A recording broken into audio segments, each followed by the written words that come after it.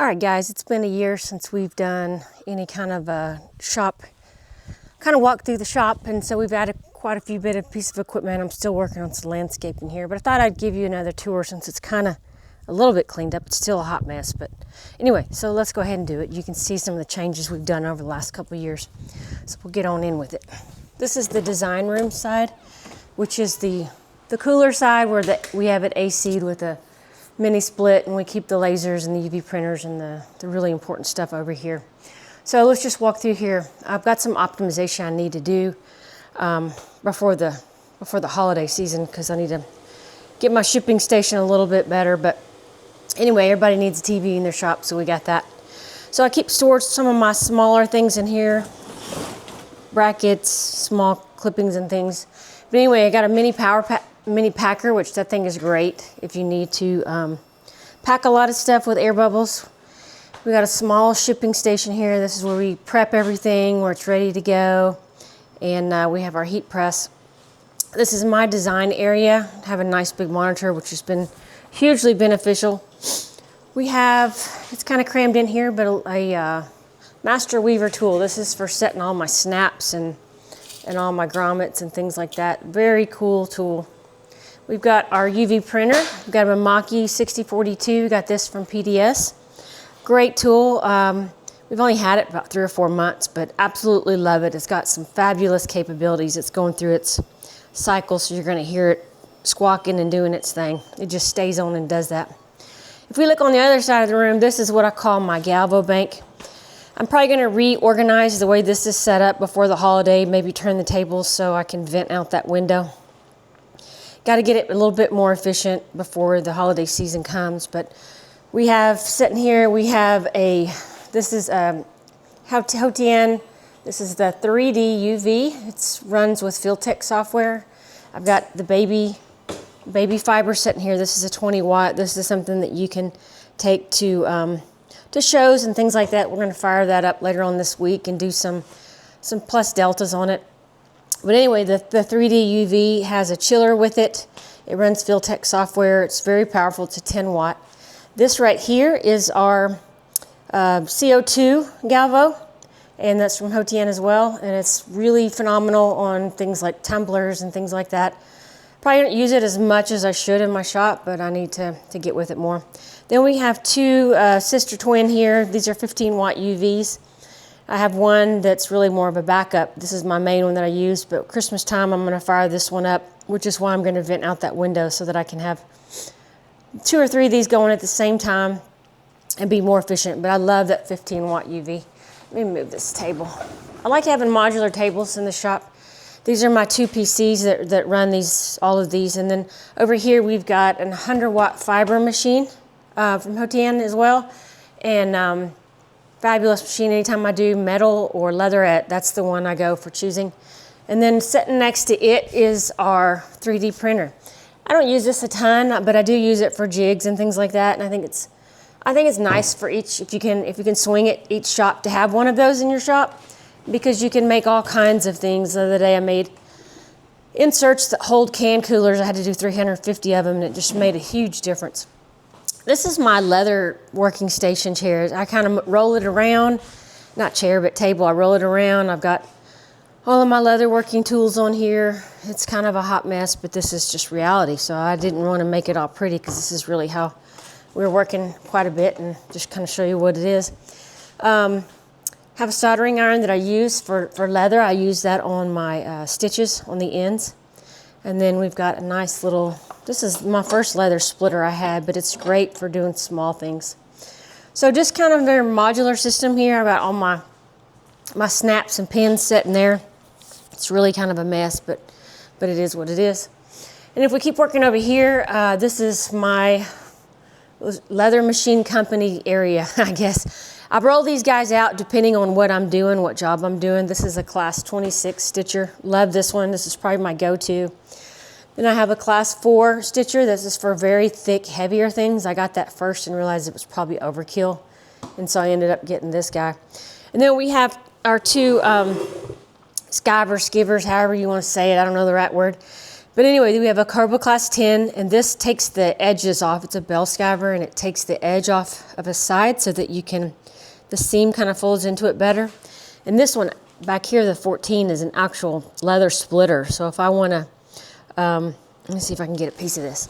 If I have a big, thick piece of leather, and I want to cut the back off and make it thinner, then I just run this through there, and it'll just slice it just like you're slicing meat through a meat slicer. That's pretty much what it does. And that way I can buy hides that are really thick and then just slice them down to the size that I need to. So that's what that cool tool is right there.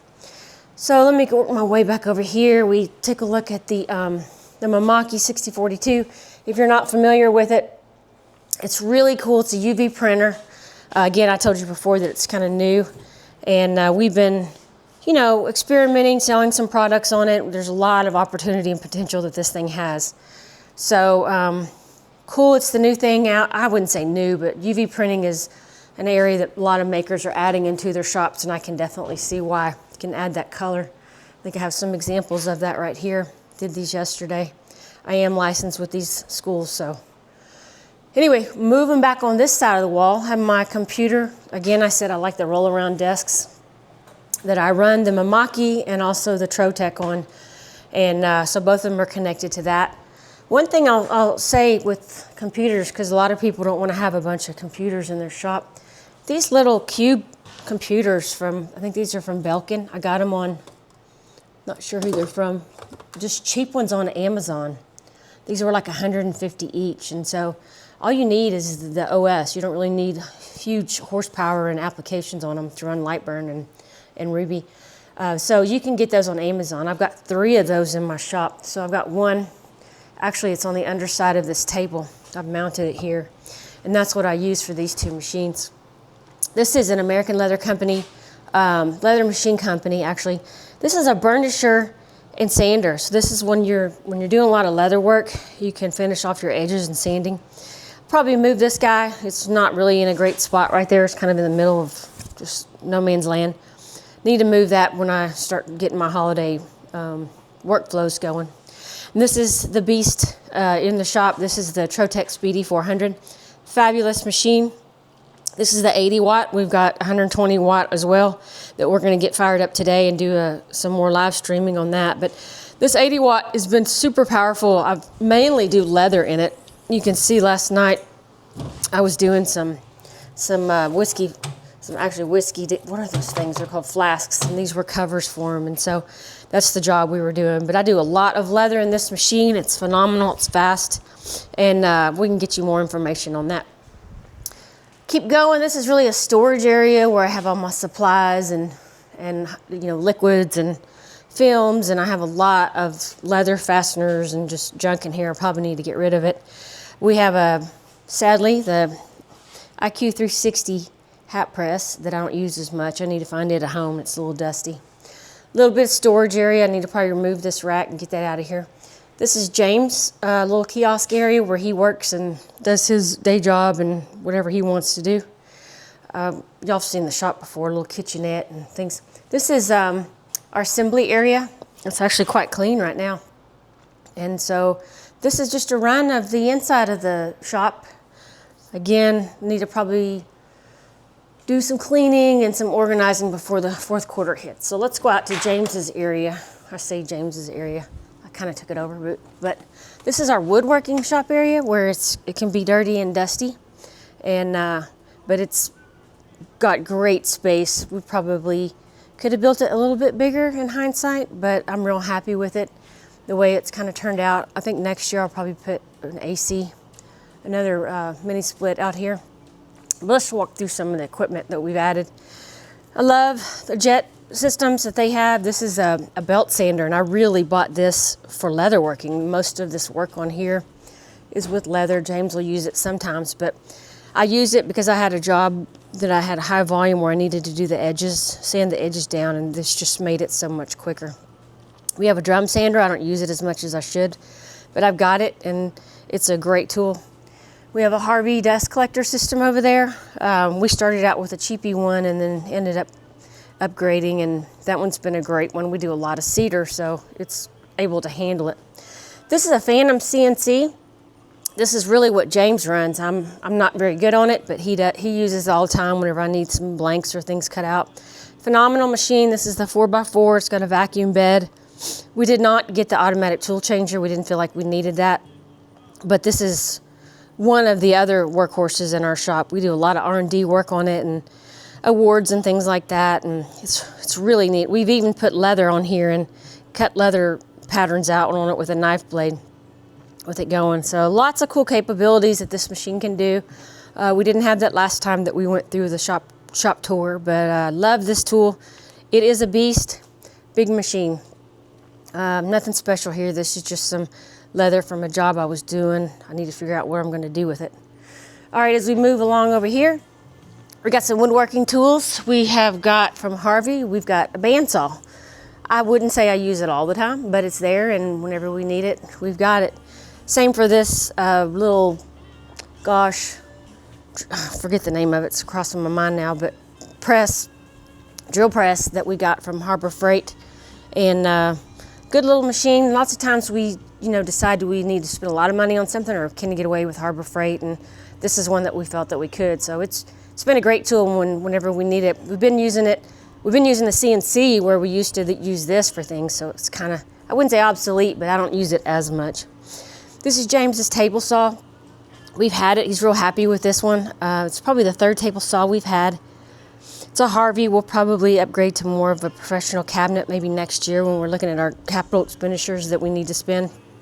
But this is a great little tool.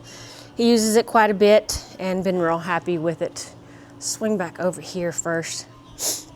I do a lot of leather working for those that follow me. And so these are my two leather presses. I'm going to shut this music off. These are my two leather clickers. There's one that's manual and one that's pneumatic. So this is the Weaver Master Tool. It's called an 8-ton, and I didn't really want to get rid of it once I got the pneumatic one, just because sometimes I will use it for certain things, and why not keep it? This is the pneumatic press that I got. I ordered this directly from China. It's a 16-ton. Use it all the time. You can see how much I've used it. But we do a lot of leather work, and if we want something that's consistent cuts, then I'll just buy a clicker or have a clicker made and click it out. And you're like, what's a clicker? A clicker die is something like this. So it's any kind of a pattern, like this one goes to a wallet, and then you just put it on your leather and use that machine. So here's a great example. It's not centered. I didn't care for this one, but I cut it out with a round one, and then I used an emboss plate to put an impression on it. So that's what those machines are for. This is a little bit of a hot mess over here, but it's just reality. So this is our Bosch chop saw, miter saw. So this has been a nice upgrade. He's got it connected to a vacuum system a little bit here. It's kind of a modified one, but he put two tables together so that he can run the long piece of wood all the way through. And I'm not sure where he found how to do that, but probably YouTube. This is Reagan's area. She's been making her little jewelry, so she's kind of taking over this area a little bit. She's a silversmith, and her stuff is kind of there. All right, this is another Trotec we're going to be opening up later today. This is the Speedy 400 with the 120 watt RF tube, and we're going to be filming that and putting it up on YouTube and getting some videos for GS2 awards. And if you have any questions on Trotec machines, seek out Braden. Todd at GS2 Awards. I'll drop a link in the info. Moving over here, we've got our air systems. We're in an area where it's high humidity. And so this is an air dryer that we added I guess we've had it 3 years now. Very worth it. I think it was like $500 or $600 from Harbor Freight. Keeps all the water out of my lines. So if you're having issues with water in your lines, it's something that you can add on there. It's probably our third compressor, but we've been happy with that Cobalt Lowe's version. This is a brand new machine. This is the Sandblaster from Iconics Imaging. Got that also through GS2 Awards. This is the Crystal Blast 3.0. Fabulous machine. We're going to be utilizing it more as we go through the fourth quarter. It's fairly new to me, and I'm still getting my feet grounded on it. And but what I've played with it so far, it's really cool. This one is an example of one that I messed up, but you can see how you can make some really neat indentions in glass and stonework. So we keep coming around. We're almost done here, but we've got our sander. We have a Festool sander. This was a good addition to the shop. I bought that for James for his birthday, but it was really for me. Love that, love having that. This has also been a nice thing if you're a woodworker and you're putting lots of holes in wood. It's a Craig jig little, I forget the name of it, but it's really cool. He's making some cabinets, and so that's what that's for. Here's what it does. See these little holes on the side here? Nice little tool. All right, so we'll go out here. I need to upgrade my planer. It's a piece of junk. Well, it's not really a piece of junk, but it's getting kind of old. So that's our planer that we have out here. We got some wood that we're going to burn. This is our kiln. We have a sawmill over in the other shop, and this is our kiln that we dry the wood. It's been handy so far. Let me see if I can open it. We've been doing firewood for now, but we do all of our cedar and all the wood that we mill. You want to make sure you're kiln drying your wood, or you'll get bugs in it. And then really the only other thing over here is really it's just our outdoor chop saw when we have junk wood that we don't really care about the condition of it. We just need to get it out of here. It's got a rougher blade on it than that other one, so this one kind of can be treated ugly. But I just want to give you kind of a new walk around the shop. It's been a while since we've done that. And I guess last time I didn't have all the storage. We floored the top, and so now I keep all of my storage up there, put in stairs. It's been a huge benefit because it gave me, about 800 square feet more of storage that I can have up there. So that's been a real cool, nice addition since we last had any recordings. But anyway, that's about it. That's what's going on at Pate Ranch and our shop, and we will try to get more videos up this year. We've just been blessed and had so many wonderful orders and been so busy, and it's just really me, a one-man shop, and so it's been hard to kind of keep up. But y'all have a good day.